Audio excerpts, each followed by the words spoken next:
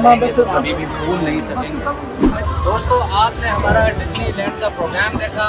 आज हम आए हुए थे मैजिक किंगडम में, बहुत ज़्यादा मज़ा आया।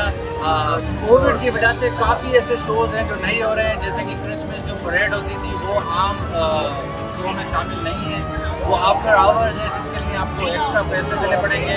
और उसके अलावा काफ़ी जो शोज़ होते थे और जो फोटो खिंचवाए जाते थे कैरेक्टर्स के साथ, वो भी नहीं हो रहे हैं कोविड की वजह से, उसमें भी बहुत ज़्यादा रिस्ट्रिक्शन है। But overall I mean it's a must क्या कहते हैं सी प्लेस, यहाँ पर ज़रूर है, it's a must visit place. अपनी फैमिली के साथ विजिट करें, अपने पेरेंट्स के साथ विजिट करें, अपने भाई बहनों के साथ विजिट करें, अपने दोस्तों के साथ विजिट करें और अपनी मेमोरीज को हमेशा के लिए सिक्योर करें। अगर आपको हमारा प्रोग्राम पसंद आया हो तो हमारे प्रोग्राम को सब्सक्राइब करना और शेयर करना ना भूलिएगा। Thank you so much, have a nice day, bye.